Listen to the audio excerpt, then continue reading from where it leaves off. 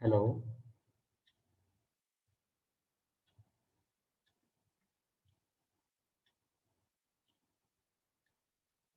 सुनाई दे रही है आवाज? हेलो।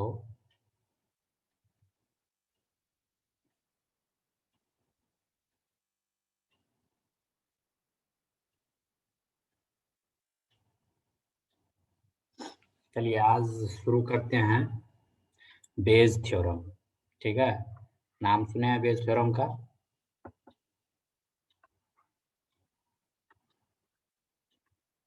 Beige theorem.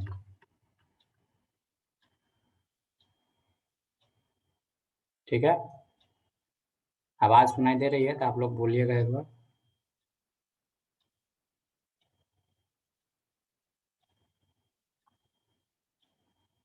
चलिए ठीक है, देखिए बेज थ्योरम का अभी एक कहानी बताते हैं। कहानी बताने के बाद आगे बेज थ्योरम इसी कहानी पे पूरा का पूरा डिपेंड करता है बेज थ्योरम। ठीक है, तो मेरे पास एक स्टूडेंट था। एक स्टूडेंट या मान लीजिए 2-3 स्टूडेंट है। वो एक स्टूडेंट आर्ट पढ़ता है, फिर दूसरा स्टूडेंट है वो कॉमर्स पढ़ता है, तीसरा स्टूडेंट है जो साइंस पढ़ता है। तो क्या आप पता लगा सकते हैं कि कौन सब्जेक्ट पढ़ने से स्टूडेंट ज़्यादा सक्सेस करेगा? कौन ऐसा सब्जेक्ट पढ़ेगा, कौन ऐसा स्ट्रीम चूज करेगा जिसमें स्टूडेंट ज़्यादा सक्सेसफुल है? आर्ट पढ़ने पे, कॉमर्स पढ़ने पे या साइंस पढ़ने पे? बताइए, कोई ऐसा है जो पूरी पूरी बता सकता है इसमें कि हाँ आर्ट्स पढ़ेंगे तो 100% सक्सेस है, साइंस पढ़ेंगे तो इसमें 10% सक्सेस है? बताइए, कोई बता सकता है इसमें? बिल्कुल नहीं, ये एक अनुमान प्रिडिक्ट कर सकते हैं। ठीक है,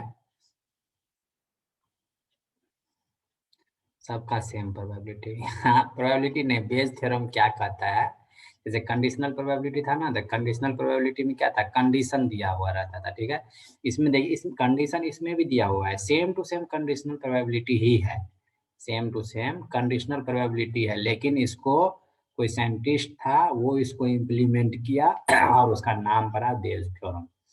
ठीक है, अब देखिए कि एक आर्ट्स का स्टूडेंट का नाम रख दिए कि ये इवेंट E1 है, इवेंट E2 है, इवेंट E3 है। कोई स्टूडेंट आर्ट्स पढ़ता है तो उसका प्रोबेबिलिटी 50-50 होता है, या तो वो बर्बाद हो जाएगा या सक्सेस पाएगा। 50-50 चांस होता है। ठीक है, 50% चांस। कॉमर्स जो स्टूडेंट पढ़ता है वो 33% चांस होता है कि सक्सेस पाएगा और 66% चांस होता है कि वो बर्बाद होगा।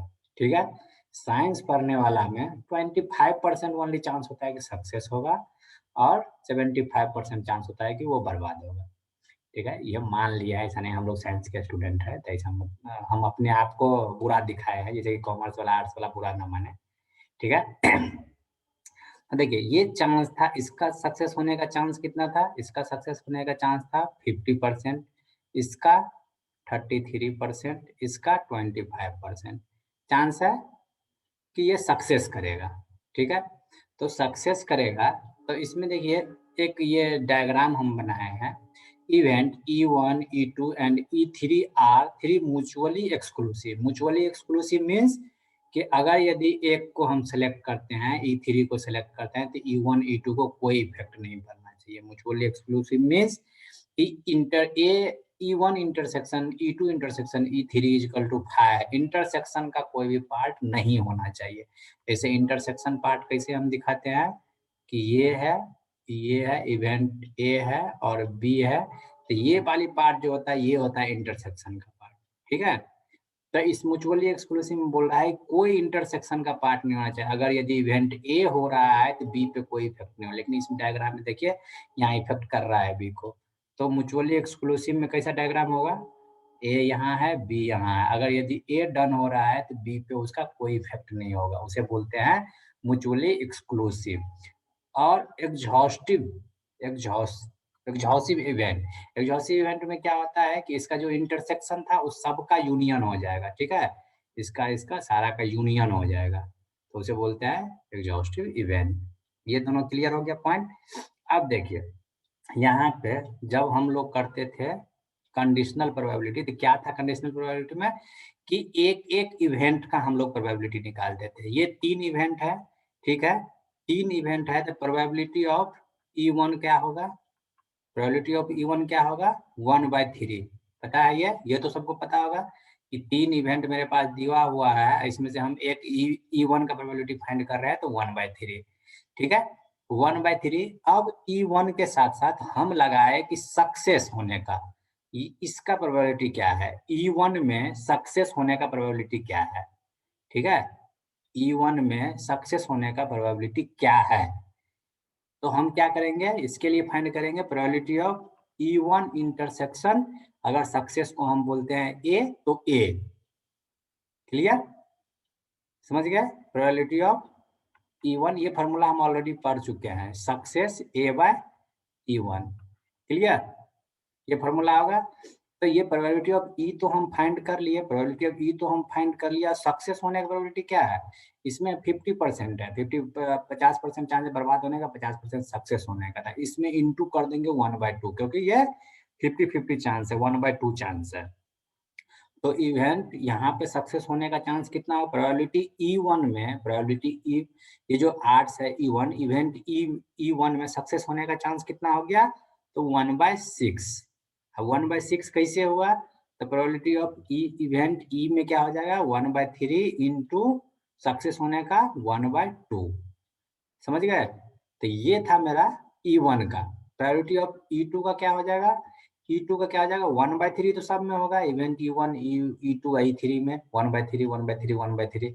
यहाँ पे कितना है इसमें? 3। तो सक्सेस होने का चांस कितना है? 1/3। यहाँ पे कितना है? 4, 1, 2, 3, 4।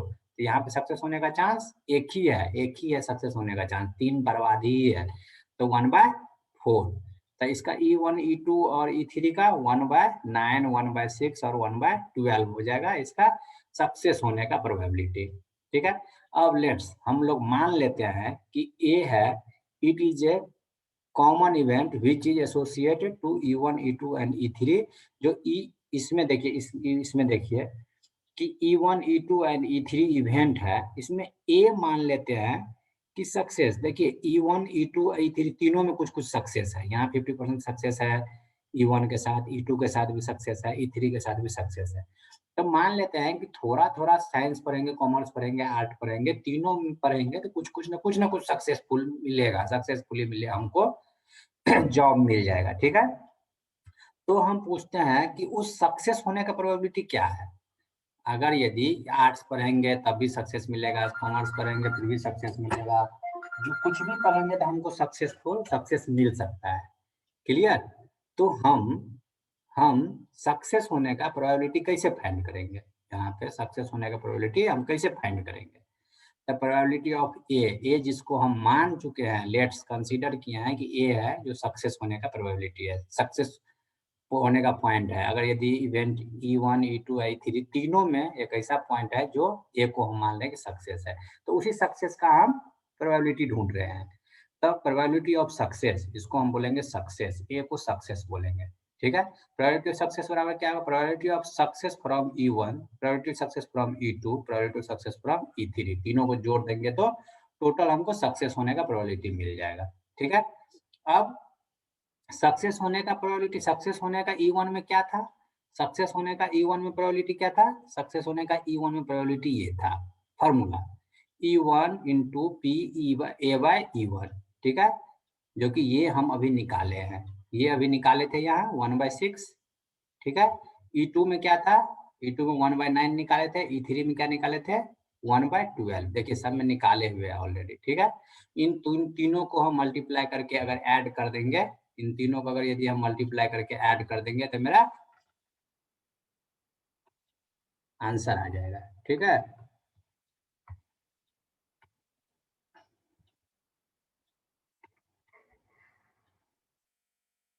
इन तीनों को आप मल्टीप्लाई कीजिए, इन तीनों को हम मल्टीप्लाई कर दिए, ये 1, 2, 3 तीनों को ऐड कर दिए तो मेरा आंसर आ गया। टोटल प्रोबेबिलिटी थ्योरम ये था। अभी तक बेस थ्योरम नहीं आया है, ठीक है?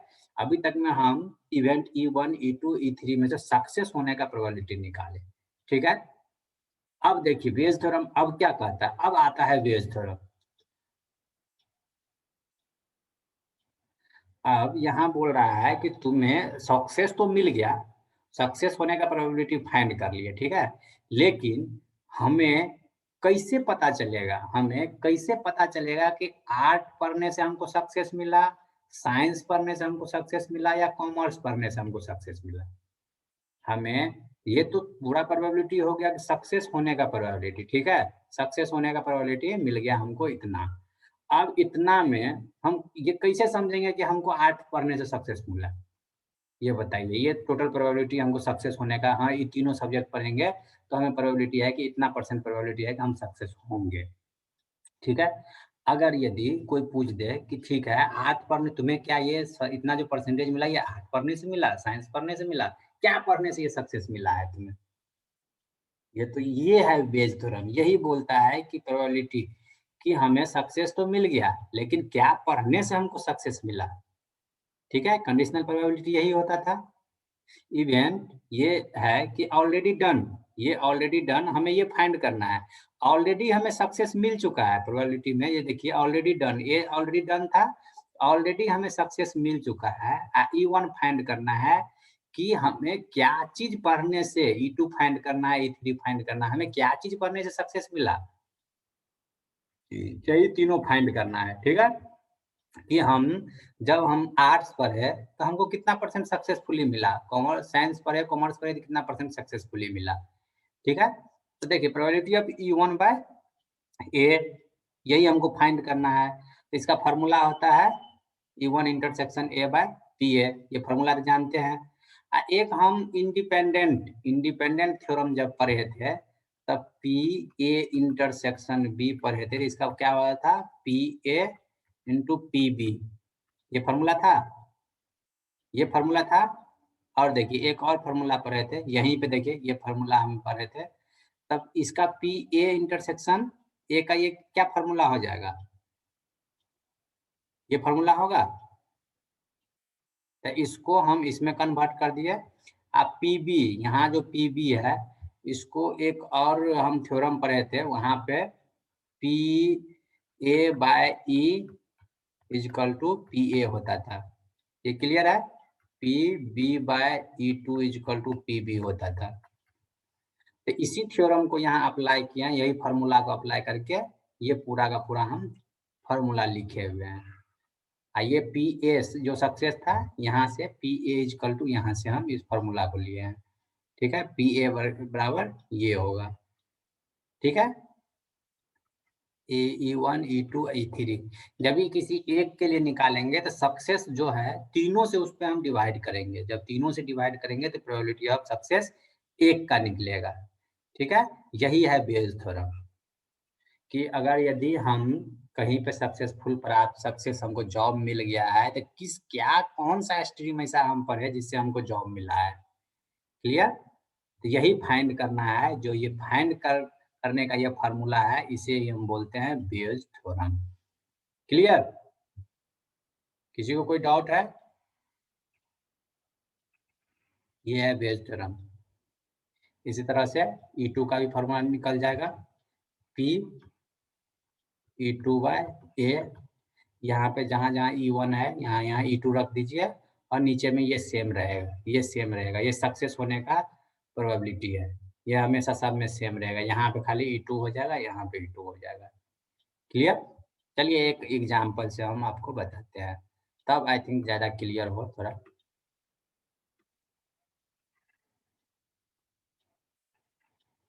देखिए मेरे पास 2 बैग है, बैग 1, बैग 2, ठीक है? इसमें रेड बॉल है 6, ब्लैक बॉल है 4, इसमें रेड बॉल है 7, ब्लैक बॉल है 3। A bag is chosen at random and then a balls is drawn from it. एक बॉल है जो ड्रॉन करेंगे एक में से, ठीक है? Find the probability of getting a red ball. पहला क्वेश्चन है find the probability of getting a red ball. एक बॉल एक बैग में से निकालेंगे, ठीक है?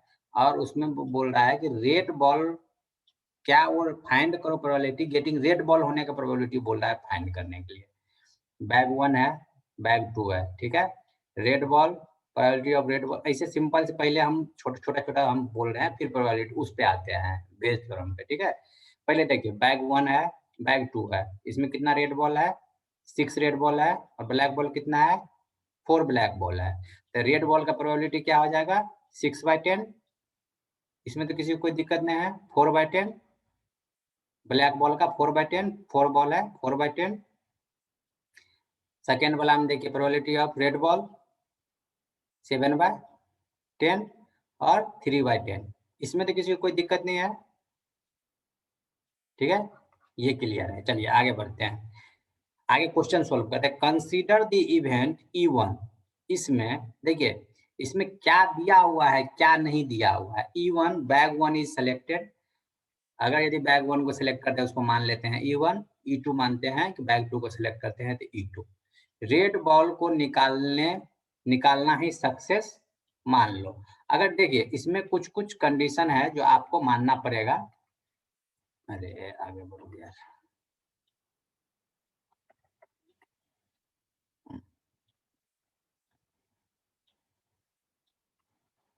ठीक है। ए निकालते हैं success, success means red ball को ड्रॉन करेंगे।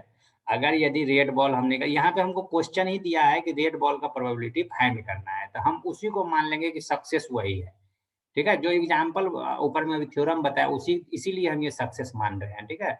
तो ए जो हम होता है red ball is drawn, red ball drawn होगा इवेंट 1 में। इवेंट 1 में जब रेड बॉल ड्रॉ होगा तो उसका प्रोबेबिलिटी क्या होगा, 1/2, क्योंकि दो ही बॉल है, रेड है या ब्लैक है, ठीक है। तो E2 में क्या होगा, 1/2, because probability of E1 plus E2 is equal to 1 होता है, ठीक है। अरे E1 E2 को छोड़ो, मीन्स रेड बॉल और ब्लैक बॉल है, इसीलिए ये 1/2 हम, ये तो फॉर्मूला एक फॉर्मूला होता है। अब देखिए ए सक्सेस, जब इवेंट E1 रेड बॉल, किसी का कोई क्वेश्चन है, पर रेड और ब्लैक सेम नहीं है ना, नहीं, यहाँ पे हमें देखिए एक सिक्का कॉइन ड्रॉ करते हैं, कॉइन ड्रॉ किए, इसमें या तो हेड आता है या टेल आता है, ठीक है। अगर यदि हम कॉइन ड्रॉ करते गए हमेशा टेल टेल टेल टेल आता गया, तो क्या इसका प्रोबेबिलिटी 1 हो जाएगा, 1 नहीं ना होगा। ये नहीं आ रहा है वो अलग बात है, ये हेड नहीं आ रहा है वो अलग बात है, लेकिन प्रोबेबिलिटी हेड और टेल का तो 1/2 ही होगा ना। रेड बॉल और ब्लैक बॉल, मेरे पास या तो रेड बॉल है या ब्लैक बॉल है। हम अभी ओनली पूछ रहे हैं तुमसे कि इवेंट वन में एक अगर रेड बॉल है तो रेड बॉल का प्रोबेबिलिटी क्या होगा। कोई हम बॉल डिसाइड नहीं कर रहे हैं कि 5वां बॉल बताओ, हम बोल रहे हैं रेड और ब्लैक। बैग में कितना तरह के बॉल है, रेड बॉल और ब्लैक बॉल, तो रेड बॉल का प्रोबेबिलिटी क्या हो जाएगा, 1/2। 3/10 होगा सर, 3/10 होगा, क्या चीज 3/10 होगा, बताइए 3/10 क्या बोल रहे हैं।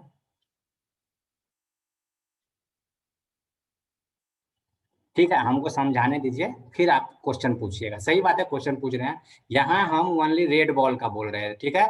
यहाँ भी रेड बॉल का पूछ रहे हैं, क्योंकि यहाँ पे हम सक्सेस ओनली रेड बॉल की ही बात कर रहे हैं, ठीक है। प्रोबेबिलिटी ऑफ ए है सक्सेस इवेंट 1 में, ओनली रेड बॉल। यहाँ देखिए, चलिए और थोड़ा ऊपर करने दीजिए हमको, चलिए यहाँ पे देखिए ए है, ए सक्सेस, ओनली हम सक्सेस यहाँ पे किसको बोले हैं, रेड बॉल को। और इवेंट E1 में हम रेड बॉल का प्रोबेबिलिटी फाइंड कर रहे हैं, E1 में रेड बॉल का प्रोबेबिलिटी फाइंड कर रहे हैं। E1 में कितना है, रेड 6 है रेड, ठीक है, और टोटल बॉल कितना है 10, तो 6/10। ए हम किसको माने हैं, रेड को, ठीक है। तो E1 already happened, E1 already happened means कि E1 में कितना बॉल है, टोटल 10, उसमें से हम किसको प्रोबेबिलिटी फाइंड कर रहे हैं, ए का, सक्सेस का। सक्सेस क्या है, रेड बॉल, तो ये हो जाएगा 6/10, क्लियर, 6/10।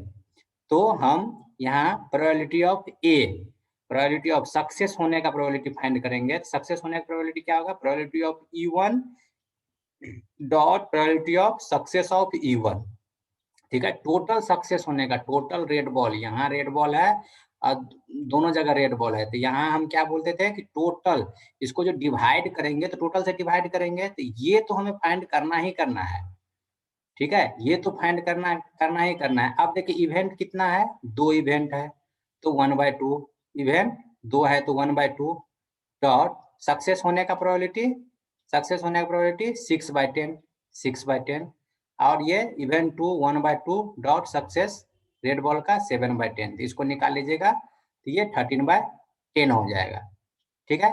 हमें यहाँ पे क्या पूछ रहा था, पहला क्वेश्चन क्या था, ओनली रेड बॉल निकालने का, रेड बॉल निकालने का प्रोबेबिलिटी हमसे पूछ रहा था, जो कि जिसको ही हम रेड बॉल को ही हम सक्सेस मान लिए, तो पहला का आंसर हो जाएगा 13/20। अब थोड़ा आपका हम मैसेज देखते हैं, कोई मैसेज किया है कि क्या, रेड बॉल बैग 1 से निकालने का प्रोबेबिलिटी, अच्छा रेड बॉल बैग 1 से निकालने का प्रोबेबिलिटी, क्या बोले 3/10 बोले थे ना आप, चलो फिर से हम आंसर क्या, अच्छा यार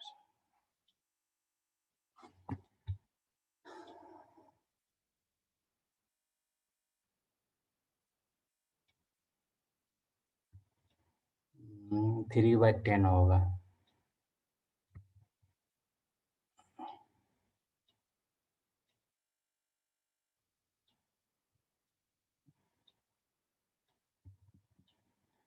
देखिए आई थिंक 3/10 तो आप जिस हिसाब से बोल रहे हैं, हमको नहीं लग रहा है कहीं भी किसी किस हिसाब से बोल रहे हैं, विदाउट रिप्लेसमेंट है, सबसे पहले तो ये समझिए। 10 होगा सर, गलती से टाइप हो गया। अच्छा गलती से टाइप हो गया, 13/10, 13/10, 6/10। 6/10, 6/10, हाँ वो तो रेड रेड का तो हम बोल ही रहे हैं, देखिए ये कंडीशनल प्रोबेबिलिटी है, यहाँ कंडीशन दिया गया है, probability of success red ball का, आप सही बोले हैं कि 6/10 होगा, लेकिन जब यहाँ पे रेड बॉल टोटल सक्सेस हमको बेज थ्योरम पे ये एल्गोरिथम बनाना है, बेज थ्योरम पे ये एल्गोरिथम बनाना है, अगर यदि बेज थ्योरम अप्लाई कर रहे हैं तो आपका 6/10 गलत होगा, क्योंकि सक्सेस होने का ओनली, अगर आप ओनली एक इवेंट में काउंट कर लिए 6/10 इवेंट 1 के लिए, लेकिन यहाँ पे हम इवेंट दोनों के लिए पूछ रहे हैं, find the probability of getting a red ball, यहाँ पे डिसाइड, ये बोला नहीं गया है कि बैग 1 के लिए बैग 2 के लिए, जब क्वेश्चन में 2 बैग दिया हुआ है, मेरे पास ऑलरेडी दिया हुआ है बैग 1 और बैग 2, तो आपको दोनों में से बताना पड़ेगा, तभी तो बेस थ्योरम अप्लाई होगा, एक के लिए सही है, अगर एक के लिए आप बता रहे हैं कि सर इवेंट 1 के लिए वो है, तो इवेंट 1 के लिए तो बिल्कुल सही है आपका, लेकिन यहाँ पे हमको दोनों के लिए बताना है, ठीक है। अब देखिए सेकंड क्वेश्चन क्या था, if drawn ball is red then what is the probability that it was from bag 1। अब देखिए यहाँ बोल रहा है कि अगर यदि जो बॉल को ड्रॉ कर रहे हैं वो रेड है, तो क्या पता, कैसे पता चलेगा कि ये बैग 1 से है, इट वाज फ्रॉम बैग 1 से था, ठीक है। तो ये हमको फाइंड करना है कि जो बॉल निकला है वो बॉल बैग 1 से ही था, उसका प्रोबेबिलिटी निकालिए, जो बॉल ड्रॉ हुआ था रेड बॉल को हम जो निकाले एक बॉल को, उसका प्रोबेबिलिटी बताइए कि वो बॉल बैग 1 से ही निकला था।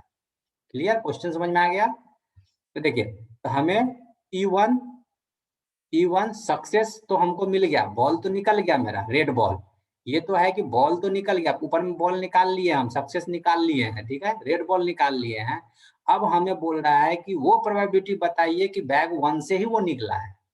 क्लियर, तो यहाँ पे वो प्रोबेबिलिटी हम निकालेंगे कि बैग 1 इवेंट 1 से ही वो बॉल निकला है, तो E1 ये जो ऊपर में फॉर्मूला अभी तुरंत कुछ देर पहले बताए थे टोटल में, कि रेड बॉल ही निकला है, पहले तो ये नीचे में कर देंगे रेड बॉल ही निकला है, और ऊपर में क्या बोल रहा है कौन बैग से निकला है, बैग 1 से, तो उसका प्रूफ करके आप ये निकाल दीजिए, तो आपको निकल जाएगा।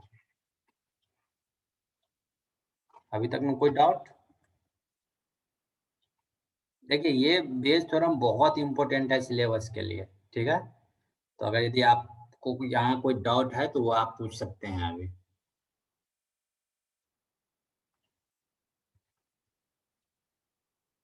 शुभम, कोई डाउट। No sir.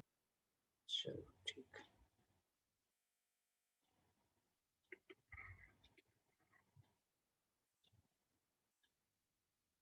चलिए आप हम लोग पढ़ेंगे प्रोबेबिलिटी डिस्ट्रीब्यूशन। किसी को पता है प्रोबेबिलिटी डिस्ट्रीब्यूशन के बारे में कुछ भी? चलिए प्रोबेबिलिटी डिस्ट्रीब्यूशन में पढ़ते हैं। Yes sir. चलिए ठीक है, थोड़ा पढ़ते हैं, फिर आप हम गलत होंगे तब आप बताइएगा, अदरवाइज जिसको नहीं पता है उसको पढ़ने दीजिए, ठीक है। एक कॉइन इज टॉस 2 टाइम्स, एक कॉइन को 2 बार टॉस करेंगे, make probability distribution of number of tails. Means कि वो पूछ रहा है कि एक कॉइन को हम 2 बार टॉस करेंगे तो उसमें टेल्स आने का प्रोबेबिलिटी बताइए, probability distribution number of tails आने का, ठीक है। तो सॉल्यूशन इसका मान लीजिए कि ये क्वेश्चन था, तो हम क्वेश्चन को बताते बताते डिस्ट्रीब्यूशन को हम ड्रॉ करेंगे, ठीक है। तो x मान लेते हैं कि एक x है, रिप्रेजेंट करने का तरीका है कि x को हम रिप्रेजेंट करते हैं प्रोबेबिलिटी डिस्ट्रीब्यूशन, रैंडम वेरिएबल, ठीक है। Random variable number of tails हो सकता है कि 0 बार आए, 0 करने का मतलब 2 बार हेड आए, टेल्स तो नहीं आया, हेड टेल्स आए, टेल्स हेड आया, टेल टेल आया। इसमें कितना है टेल्स आने का? 0 1 1 2, ठीक है। तो इन दोनों को हम एक ही लिखेंगे 1, ठीक है। प्रोबेबिलिटी ऑफ x, x को हम माने थे रैंडम वेरिएबल, ठीक है। प्रोबेबिलिटी ऑफ x0, x0 यहाँ पे मीन्स टेल्स नहीं आने का प्रोबेबिलिटी है। टेल्स नहीं आने की प्रोबेबिलिटी 4 बार ड्रॉ करेंगे तो यहाँ 1/4 प्रोबेबिलिटी 1/4। टेल एक बार आने का प्रोबेबिलिटी, टेल एक बार कितना बार आया है? टेल एक 2 बार आया है टेल एक, तो 2/4। 2 बार टेल आने सॉरी टेल यहाँ पे क्या होगा? 2 बार टेल आने की प्रोबेबिलिटी 1/4। यहाँ पे टेल एक बार भी नहीं आया, यहाँ पे एक बार आया है, यहाँ पे 2 बार आया है, ठीक है। Tail is equal to 0, tail is equal to 1, means इसमें 1 आया, इसमें 1 आया है, तो क्या हो गया 2। यहाँ पे टेल 2 बार आया है, 2 बार आया है तो उसका प्रोबेबिलिटी 1 होगा, सॉरी मीन्स ये समझिए कि यहाँ पे टेल 2 कॉइन को टॉस किए थे या दोनों पे टेल आया, तो उसको हम 2 काउंट करेंगे, ठीक है। तो अब यहाँ पे एक प्रोबेबिलिटी डिस्ट्रीब्यूशन टेबल ड्रॉ कीजिए, प्रोबेबिलिटी डिस्ट्रीब्यूशन टेबल ड्रॉ कीजिए, ठीक है। x इक्वल टू एक्स क्या माने थे? रैंडम वेरिएबल, तो 0 1 2 ये करेंगे। यहाँ पे जो हम प्रोबेबिलिटी निकाले हैं उसको इस टेबल में रख दीजिए, जो भी निकाल के हमको आया है इससे टेबल को जो भी प्रोबेबिलिटी निकाल के आए सबको ऐड करने के बाद अगर यदि मेरा 1 आता है तो ये मेरा प्रोबेबिलिटी डिस्ट्रीब्यूशन टेबल कहलाता है, ठीक है। ये चेक कर जरूर कर लीजिए, सबको जोड़ के 1 आना चाहिए। अगर 1 नहीं आता है तो टेबल में कुछ प्रोबेबिलिटी में आपकी गलती है, ठीक है। अब देखिए x0 रखे,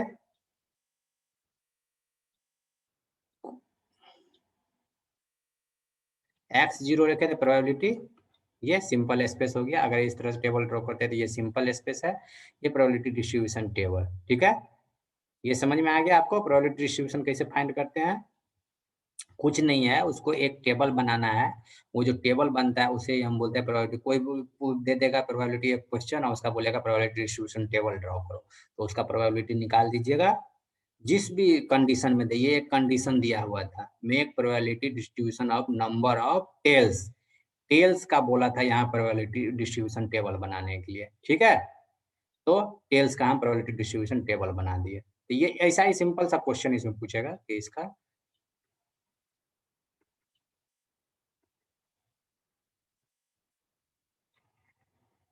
देखिए अब मीन क्या होता है?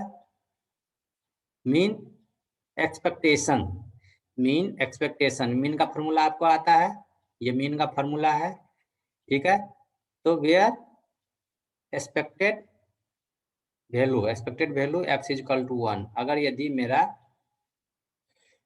ये 1 होता है तो इसका मतलब expected of probability distribution is equal to 1 हो जाएगा। यहाँ पे इसमें देखिए टेबल में हमको ये निकाल के आया था, ये निकाले थे हम वैल्यू, ठीक है। इसमें अगर यदि हम x से मल्टीप्लाई करेंगे, x क्या था मेरा कि टेल्स कितना बार आया, ठीक है, टेल्स कितना बार आया, इससे हम इसमें मल्टीप्लाई करेंगे, ये वैल्यू आया, ठीक है।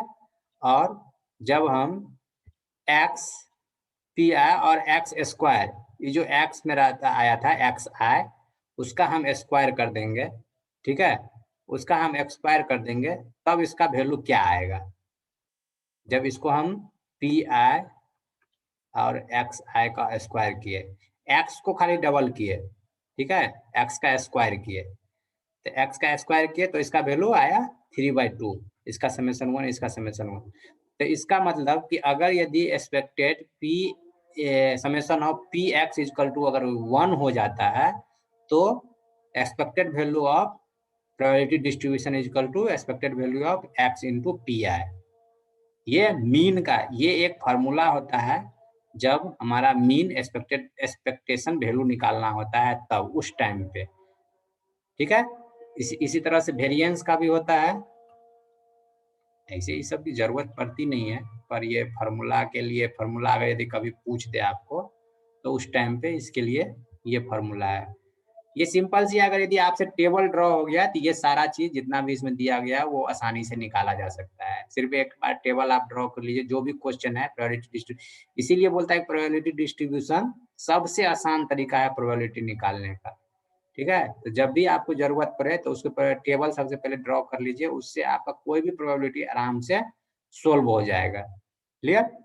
अब देखिए एक क्वेश्चन बनाइए, एक कॉइन इज टॉस थ्राइस, एक कॉइन को 3 बार टॉस करेंगे, ठीक है। Make probability distribution of number of head, ठीक है। हम इस क्वेश्चन को थोड़ा आंसर को छिपाते हैं, आप इस क्वेश्चन का जवाब दीजिए, इसका प्रोबेबिलिटी डिस्ट्रीब्यूशन टेबल बनाइए, ठीक है। प्रोबेबिलिटी डिस्ट्रीब्यूशन टेबल ही है इसका answer. Make probability distribution number of head आने का प्रोबेबिलिटी डिस्ट्रीब्यूशन टेबल बनाइए।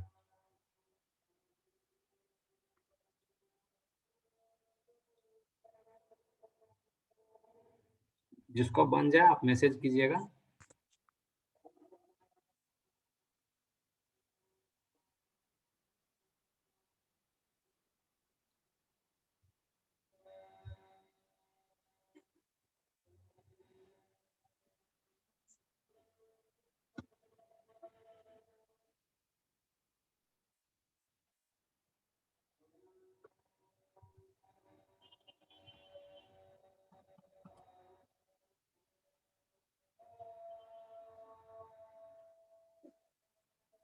tail head, tail tail tail head head tail head, huh?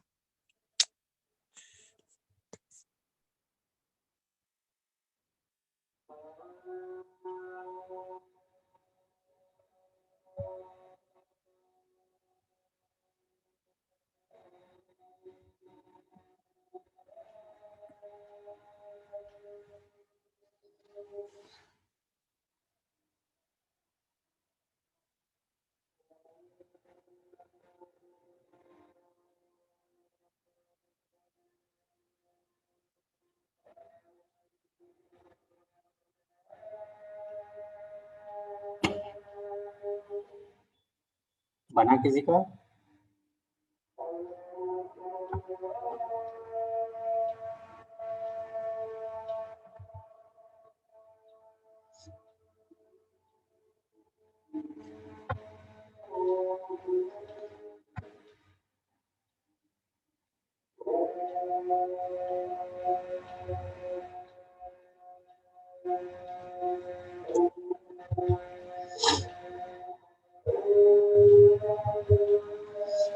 चलिए देखिए यार, हम पहले क्या बोले थे कंसीडर करने के लिए, कंसीडर कर लिए एक्स को, एक्स मान लिए नंबर ऑफ हेड, तो नंबर ऑफ 3 कॉइन को टॉस करेंगे, 3 कॉइन को टॉस करेंगे, देखिए यहाँ पे नंबर ऑफ हेड 0 आया, ठीक है, तो 0 मान लिए।